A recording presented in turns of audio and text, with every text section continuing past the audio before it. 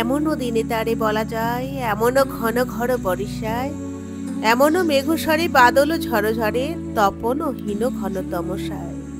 সুপ্রভাত। এক বৃষ্টি ভেজা সকালে আপনাদের সকলকে আমার এই নতুন ব্লগে স্বাগত জানাই। আপনাদের সকলের সুস্থতা কামনা করে আমার এই ব্লগে আপনাদের সকলকে ভালোবাসা জানাই। শুরু করলাম একটা নতুন দিন, একটা নতুন সকাল, একটা নতুন ব্লগ। সকালটা মেঘ ভার করা আকাশের সমস্ত কিছু ফেলে রেখে দিয়ে আমরা দুই বান্ধবী বেরিয়ে পড়েছিলাম বাজারের উদ্দেশ্যে।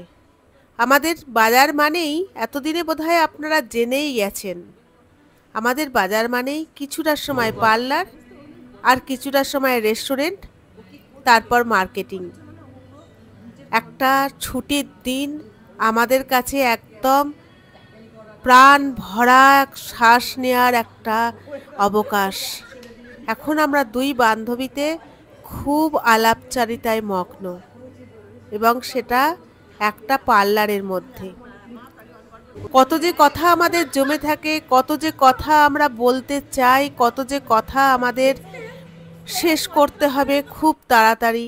এ যেন বোধহয় যতক্ষণ না আমাদের এই রবিবারটা আসে ততক্ষণ আমরা বুঝতে পারি না। অনেকক্ষণ আলাপচারিতার পর আমাদের বিউটিশিয়ান কন্টেস্টে এসেছেন আমাদের কাছে। যা যা করব সেগুলো কতটা ভালো হবে এবং কতটা খারাপ হবে সেই নিয়ে আলোচনা করার জন্য। আমার বান্ধবী ক্যামেরা দেখলেই পোজ দিতে শুরু করে। এত প্রাণোচ্ছল একটা মেয়ে। আমরা দুজনে এগিয়ে যাচ্ছি পার্লারের দিকে।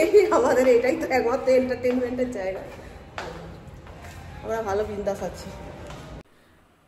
আজ আমার বান্ধবী পেডিকিওর করাবার জন্য পেডিকিওর রুমে এসেছে। এই পার্লারটা এতটাই সুন্দর যে প্রত্যেকটা সেকশন আলাদা আলাদা। যেখানে পেডিকিওরের আলাদা রুম, সেখানে পেডিকিওরই শুধুমাত্র হবে। আমি চললাম হাইড্রা ফেসিয়ালের রুমে।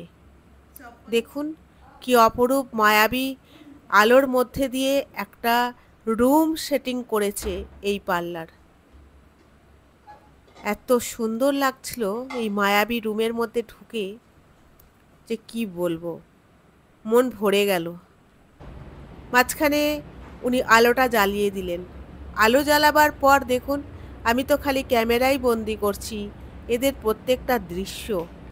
হাইড্রা ফেসিয়াল করানোর পর একদম মন ভালো হয়ে গেল। পার্লার থেকে বেরিয়ে চলে গেলাম আমি মার্কেটের জন্য। এখানে মার্কেট মানেই তো ইমা মার্কেট, পরিচিত একটা জায়গা।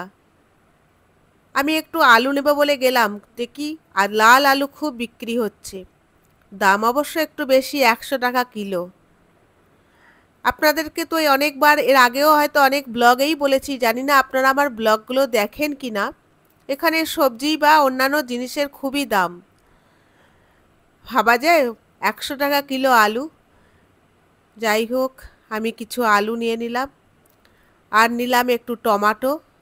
বাকি আদার সবজি তো এদের কাছ থেকে আমি নিতেই থাকি, তাই এরা প্রত্যেকেই আমায় চেনে এবং কতটা কি সবজি নিতে হবে ওরা আগে থাকতেই আমাকে বলে দেয়। চলে আসলাম মাছের সেকশনে মাছ নেব বলে। মাছ তোগুলো ভালোই ছিল, একটু মাছও নিয়ে নিলাম, কারণ সারা সপ্তাহের প্রত্যেকটা জিনিস ফ্রিজের মধ্যে বন্দি করতে হবে, রেগুলার তো আসার সময় নেই। আর তাছাড়া এখানে মার্কেট কখন যে বন্ধ আর কখন যে খোলা সেটাও বোঝা মুশকিল। অশান্তি একটা জায়গা, তবুও সেখানে শান্তি ফিরিয়ে আনার জন্য আমরা প্রত্যেক রকমভাবে চেষ্টা করছি যাতে ওরা খুব ভালোভাবে শান্তিতে থাকে। যাই হোক, চলুন দেখা যাক। আমি তো আগেই পৌঁছে গেছিলাম লেজারা রেস্টুরেন্টে। আমার বান্ধবী পরে আসলো। দেখলেন কত সুন্দরভাবে এসে আসলো। নিয়েছিলাম ফ্রেঞ্চ ফ্রাই আর কফি। আমার তো এটা খুব প্রিয়। খেতে লাগলাম, আর দুজনে কত যে গল্প, কত যে কথা। সারাদিনে 24 ঘন্টাতেও আমাদের কথা শেষ হয় না। আমার মতন এরকম বান্ধবী আর কার কার আছে আপনারা আমাকে কমেন্টস করে জানাবেন। দুজনে খুব সুন্দর একদম সময় কাটাতে লাগলাম লেজারাতে বসে। আর অর্ডার করেছিলাম ক্যালিফোর্নিয়া চিকেন থাই। খুব টেস্টি ছিল জানেন খাবারটা। ট্রাই করতে থাকি নতুন নতুন খাবারের। বিশ্বাস করুন, লেজারা রেস্টুরেন্ট মণিপুরের এত সুন্দর একটা রেস্টুরেন্ট, যার খাবারে কোনো তুলনাই হয় না। এক অনবদ্য রেস্টুরেন্ট।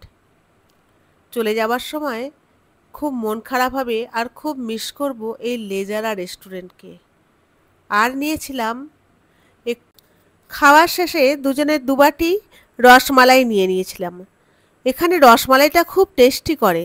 সময় তো এমনি করেই কাটাই আমরা ছুটির দিনটাকে। কখনো পার্লার, কখনো বা মার্কেটিং, কখনো বা আমাদের রেস্টুরেন্ট। সকাল থেকে রাত্রি সন্ধে 6টা পর্যন্ত কখন যে আমাদের সময় কেটে যায় আমরা নিজেরাই বুঝতে পারি না। তারপর চললাম বাইরের সিনারি। দেখুন, পাহাড় মেঘ যেন মিলেমিশে একাকার হয়ে গেছে। কি এক অপরূপ দৃশ্য। আকাশে কখনো মেঘ জমছে, কখনো বা ঝিরঝির করে বৃষ্টি পড়ছে, কখনো বা পাহাড়ের উপরে মেঘগুলো জমে যাচ্ছে। কিছুটা সময় পার্লারে দাঁড়িয়ে একটু ফটোশ্যুট করতে লাগলাম। বাড়ি ফিরে আসলাম। এসেই তো পাহাড় জমা কাজ। যতই আমি বাইরে এনজয় করি না কেন, বাড়ি এসে কিন্তু নিজের কাজ নিজেকেই করতে হবে। হাতে গ্লাভস লাগিয়ে নিলাম, বাসনগুলো মাজতে লাগলাম। আর বাকি যে সবজিগুলো মার্কেট থেকে এনেছিলাম সেগুলোকে সব ধুয়ে রেডি করে রাখলাম। আর এনেছিলাম কিছু গ্রসারি। ফ্রুটস তো আমার থাকেই, কারণ আমার গিরিধারীর পুজোর জন্য ফ্রুটস আর নিজের খাবার জন্য তো ফ্রুটসও আমি কিছু ধুয়ে বাজার থেকে নিয়ে আসা সবজি একটু ধুয়ে ফ্রিজে রেখে দেবো বলে সব বাইরে বার করেছি। আর নিলাম আমার গিরিধারীর জন্য একটু মিষ্টি আর গ্রসারি। চলুন তাহলে, আমার ভিডিওটা যদি আপনাদের ভালো লেগে থাকে তাহলে অবশ্যই লাইক, শেয়ার অ্যান্ড কমেন্ট করবেন এবং আপনারা আমার পাশে থাকবেন। নমস্কার।